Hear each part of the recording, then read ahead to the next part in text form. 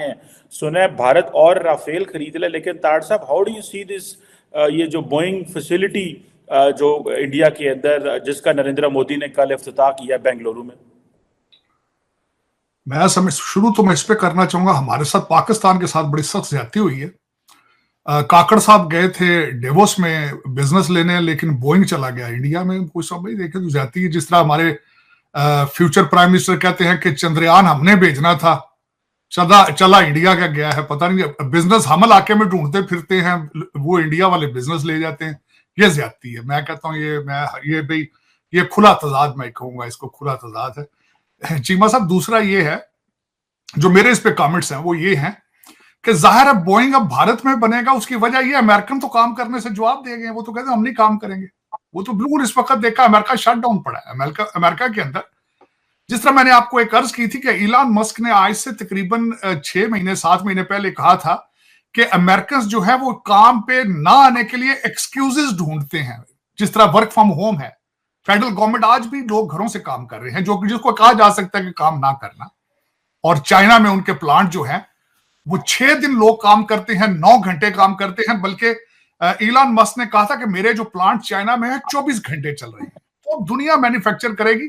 America तो अब यहां पे सिर्फ मरवाना पिएगा और दुनिया चलाएगी इनको, और वो देखें कितना अरसा चलते हैं। चलने वाले हालात नहीं है। मैं मुसलसल देख रहा हूं। कल प्रेसिडेंट ट्रंप साहब ने स्पीच की थी कि यहां पे कभी भी अब अमेरिकन किसी एयरपोर्ट पर फ्लाइट टाइम पर नहीं जाते। जय हिंद दोस्तों, भारत के लिए मुबारकबाद इसलिए है क्योंकि भारत में बोइंग का अपना ऑफिस खुलने जा रहा है। अमेरिका की हालत हो चुकी है खराब, और इस वजह से आज भारत में बोइंग का ऑफिस खुलने जा रहा है, जिसका उद्घाटन नरेंद्र मोदी साहब ने किया है।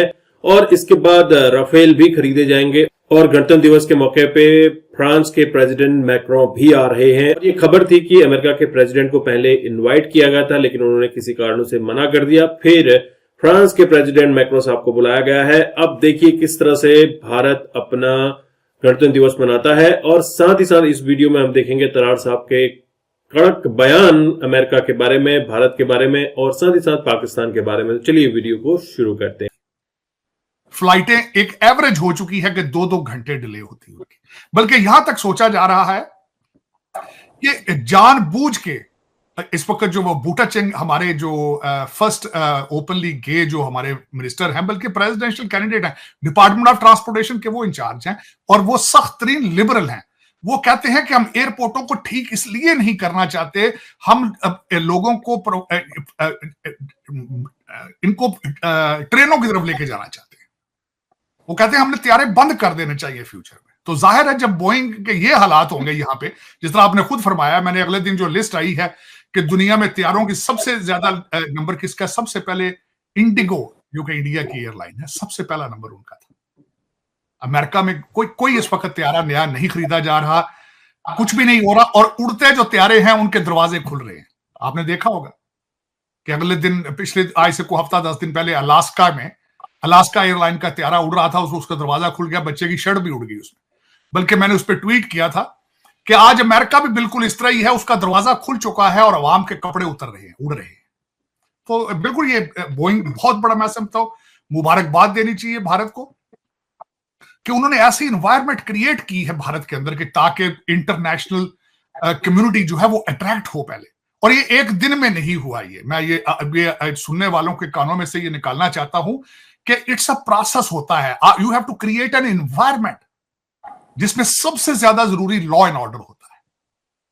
कोई भी फॉरेन इन्वेस्टर कारोबार ऐसी जगह पे नहीं करता जहां पे पुलिस ही उसके गले पड़ जाए, जहां जज ही उनसे भत्ता मांगना शुरू कर दें। ऐसी जगहों पे कारोबार नहीं होता। और ये आज से भारत में नहीं हो रहा, पहले भारत ने प्रूव किया था अपने आप को दुनिया की फार्मेसी। इस वक्त मैं जो भी दवाई अमेरिका में लेता हूं उसके ऊपर मेड इन इंडिया लिखा होता है। चैलेंज मैं करता हूं। और ये एक दिन में नहीं हुआ ये, बल्कि ये मोदी साहब ने इसको इंक्रीज किया होगा, लेकिन प्रोसेस जो है पहले जो पिछले प्राइम मिनिस्टर्स थे उन्होंने शुरू कर दिया था। ये मैं समझता हूं कि भारत की तरक्की में तकरीबन पिछले 20 या 25 साल आप कह सकते हैं कि उनकी ये एफर्ट थी। एफर्ट तो बहुत पुरानी है। बुनियादें तो उन्होंने रख दी जब इंडियन इंस्टीट्यूट ऑफ टेक्नोलॉजी बना दिया था, इंडियन इंस्टीट्यूट ऑफ मैनेजमेंट जब बना दिया था उन्होंने, बुनियादें तो शुरू हो चुकी थी उस वक्त ही। लेकिन आज उसका फ्रूट सामने आ रहा है। मैंने शायद आपको कहा था कि मैं I was amazed to hear कि हैदराबाद का एक पब्लिक स्कूल था जिसमें हाई स्कूल की एनिवर्सरी के अंदर दुनिया के 3 बड़े लीडर वहां गए थे, तीनों के तीनों इंडियन नजाद थे, तीनों की तालीम जो थी इंडियन इंस्टीट्यूट ऑफ टेक्नोलॉजी थी, इंडियन इंस्टीट्यूट ऑफ टेक्नोलॉजी से थे, माइक्रोसॉफ्ट, गूगल और Ajay Banga for World Bank, same high school Hyderabad.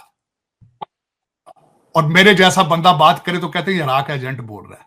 मैं तालीम की तुम्हें बात करता हूं, तुम्हें नेशनलिज्म की बात बताता हूं तो तुम कहते हो तुम भारत। किसी और, मैं चलो उसका प्राइम मिनिस्टर, हांगकांग का जो प्राइम मिनिस्टर ली था उसका ले लो मिसाल आप, दुनिया में कौमें किस तरह बनती। लेकिन चीमा साहब उसमें, इसमें मैं मुबारकबाद दूंगा, बहुत जरूरी है, अच्छा हुआ है।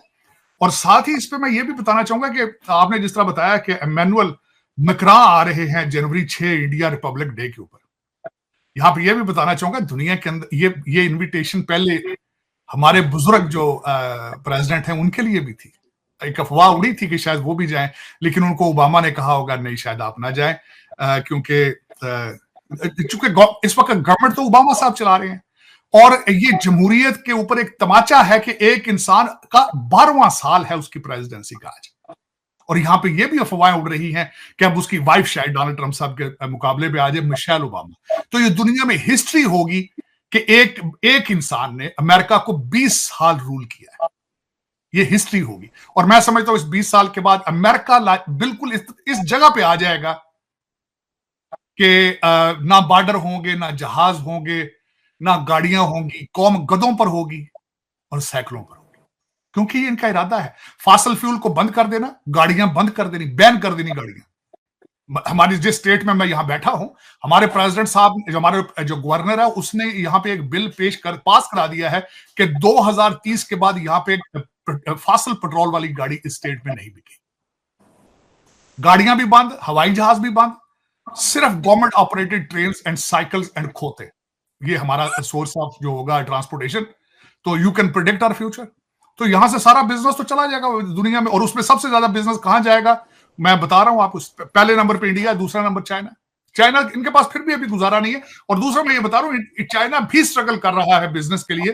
प्रेसिडेंट शी अमेरिका में आए, उनकी यहां मौजूदगी के दौरान ही प्रेसिडेंट जो हमारे बुजुर्ग प्रेसिडेंट बाइडेन है, उन्होंने उनके मुंह पे थप्पड़ मारा, वाली के वो चुप करके चले। इन्होंने उनको कहा था डिक्टेटर है, अभी he was still on American soil.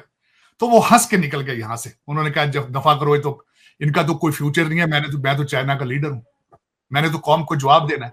उन्होंने कैलिफोर्निया में जो उन्होंने बिलियनर्स जो अमेरिकन थे उनको इकट्ठा करके, बिलियनर्स जो थे उनसे उन्होंने रिक्वेस्ट की please come back to China again, we will love to have you. और ये हमारा जो इधर बादशाह आदमी है, ये कहता है ये डिक्टेटर है, तो भी उसको बुलाने की क्या जरूरत है अगर डिक्टेटर है तो।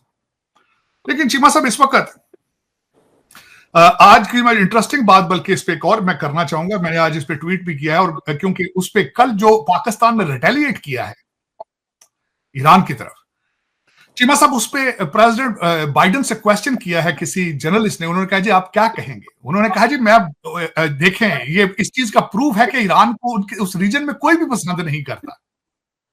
बड़ी खुशी का इजहार किया उन्होंने। अब खुश क्यों है मैं बताता हूं। खुद लड़ा नहीं जाता, खुद हिला नहीं जाता, खुद लाचार हैं, बीमार हैं। रशिया, यूक्रेन को कहते हैं तुम रशिया के गले पड़ जाओ, इंडिया को कहते हो तुम चाइना के गले पड़ जाओ, पाकिस्तान को कहते हो तुम ईरान के गले पड़ जाओ। तुम्हारी जंगें कोई और लड़े हैं? How dare you expect that thing?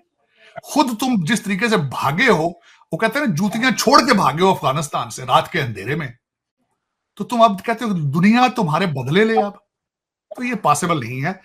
कल इसका रिएक्शन ये था। दूसरा, मैं वापस उसी टॉपिक पे आना चाहता हूं चीमा साहब। अब जो मैक्रों है, उनका तीसरा दौरा है भारत का, ये पहला दौरा नहीं है। और उनके जो रेसिप्रोकल रिलेशनशिप है एक दूसरे के साथ, मैं यहां मेंशन करना चाहूंगा कि मोदी साहब चीफ गेस्ट थे उनके नेशनल डे के ऊपर जुलाई में। और सबसे बड़ी बात यह थी कि वहां पे 241, इससे ज्यादा 300 के करीब लोग जो थे भारत से जाके इन्होंने वहां गए थे और इन्होंने धुन बजाई थी, सारे जहां से अच्छा है। दोस्तों आपने देखा तरार साहब और कमर चीमा साहब में डिस्कशन चल रहा था जहां पे अमेरिका की बात की गई कि अमेरिका से मोस्टली कंपनीज क्यों भारत आ रही हैं, भारत में अपना इन्वेस्टमेंट क्यों कर रही है।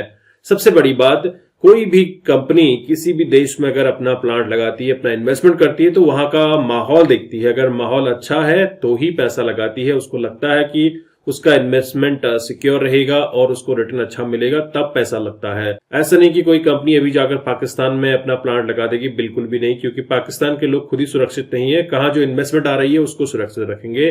पाकिस्तान के लोगों को अभी खाने के लाले पड़े हुए हैं, क्राइसिस से गुजर रहे हैं, तो क्या दूसरे देशों से आई हुई कंपनीज को वो कमा के देंगे। लेकिन भारत एक उभरता हुआ सितारा है, जिसकी वजह से अब भारत में लगातार कंपनीज आ रही हैं और अमेरिका को शट डाउन करने की बात चल रही है। बोले तो अमेरिका में जिस तरह से बोइंग के जो ऑर्डर्स है वो कैंसिल होते हुए दिख रहे हैं, साथ ही साथ जब अमेरिकन प्रेसिडेंट जो कि कैंडिडेट हैं और ओपनली गे भी हैं, इनसे पूछा गया कि आप अपने एयरपोर्ट्स और अपने हवाई जहाजों को ठीक क्यों नहीं करते, तो उन्होंने जवाब दिया कि हम जनता को ट्रेन की तरफ लेके जाना चाहते हैं। बोले तो अब पब्लिक ट्रांसपोर्ट जो रहेगा वो ट्रेन के माध्यम से, साइकिल और खोते बोले तो जिनको गधों के माध्यम से ट्रांसपोर्ट किया जाएगा। तो अमेरिका का भी ये हश्र हो चुका है कि अमेरिका पतन की तरफ जा रहा है, लेकिन कहीं न कहीं भारत से वो जलता हुआ दिखता है और पाकिस्तान को भी सपोर्ट करता हुआ दिखता है। दोस्तों, अभी भारत में इंटरनेशनल कम्युनिटी